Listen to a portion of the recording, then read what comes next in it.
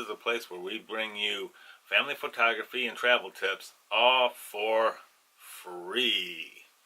So, in our previous video, we looked at some ways of how to take family photos and make them epic. You will find the link in the description below.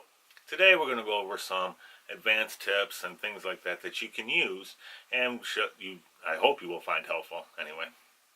So, let's get into this. Can you use the automatic settings? Yes, you can. Now, you shouldn't get stuck at the automatic settings, because in manual mode, your photos will get better because you can control the color and the lighting a whole lot better, and it's not that hard. Through trial and error, just play around with it. Just practice around the house, go outside, wherever you want to go. So, in any case, let's get through this real quick. ISO. What is ISO? ISO is basically the light that's inside of the camera. Now, there's some more technical terms about the sensors and all this other things, but it's basically how much light the camera is producing on the inside.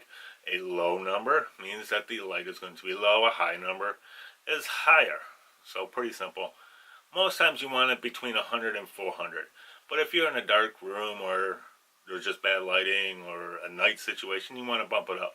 800, 1,000. You can go really high on modern cameras. F-stop. What is that? What is an f-stop? That's your depth range. Now, sometimes you want a picture where, like, the background is blurry, or sometimes you want the picture where the background is clear. Now, when we go on vacation, I look for the cool backgrounds, because we can't find those around us, so I want those to be in pretty good focus. Usually, f11 is pretty good for stuff like that, but sometimes, especially at night, where you have, like, lights or colors behind you, it actually looks really cool to blur that out. So, where the person is more of the subject. That's basically what you're doing. Now, another thing to think about is some of the filters and things like this. Now, this is called a variable ND filter. Check this out. If I can do it here. See, it's light, and then it's dark. Pretty cool, huh? What it does is it reduces glare. Now, there's like the square ones, but they're more expensive. This is just a variable one. You put it over camera and you can get pretty close to that. If you don't have one, you can take a black piece of paper or something like that, and let's say you're taking a 1 or 4 second exposure. It works pretty good when you do a little longer exposure. And take it and just shake it.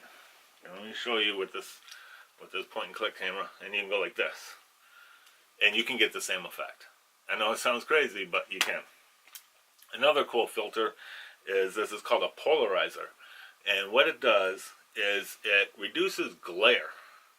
So, like if you're shooting water and you want to see the water better because light can block that out, a lot of times you use a polarizer, and that can clear up the glare for you.